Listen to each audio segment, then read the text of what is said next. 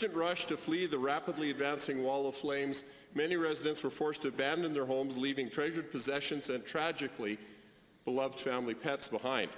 It is unknown how many domestic animals may have perished. So to the Minister of Municipal Affairs, I know you covered this in the ministerial statement. Could you reiterate what arrangements are being made to provide emergency shelter for family pets who were among the evacuees? Honourable Minister of Municipal Affairs.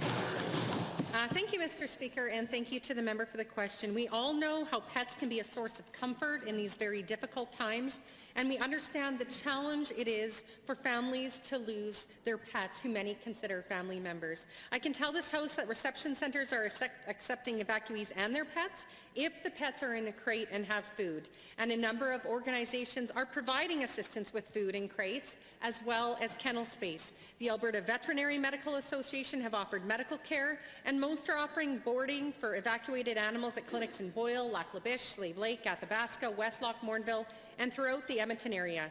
Albertans can find more information on the government. Thank you, Honourable Minister. For supplemental.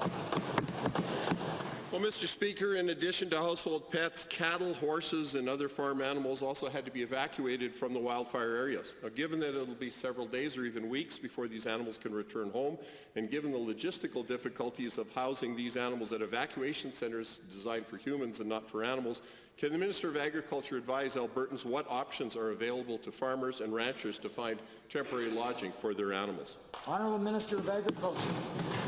Thank you, Mr. Speaker, and the member for the question. Of course, first and foremost is what people instinctively do is get their animals to safety, and then the larger challenge is to find a facility that will provide appropriate shelter, feed, and water.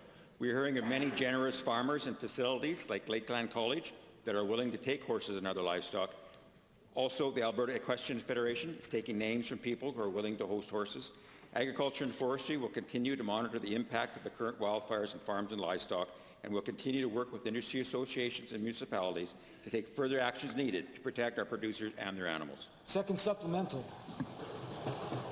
Well, thank you, Minister. Thank you, Mr. Speaker. The devastating wildfires also have a significant impact on non-domestic animals. Now, given that the large-scale fires caused devastating habitat destruction and widespread displacement of a variety of species whose forest home has now been destroyed, to the Minister of Environment and Parks, what measures are being undertaken to monitor the impact of these fires on the wild animal populations in the Fort McMurray region? Minister of Environment and Parks.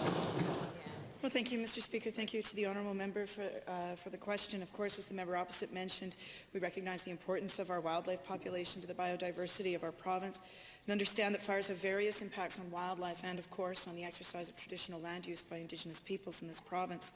The situation in Fort McMurray is changing very, very quickly, but there are a few actions we have planned for. We will be working with the local government to ensure garbage and food is properly disposed of so we can minimize human-wildlife conflict. And second, we will conduct a wildlife survey to monitor wildlife and take the necessary management actions to preserve habitat going forward. We will start conducting this work only when it is safe to do so.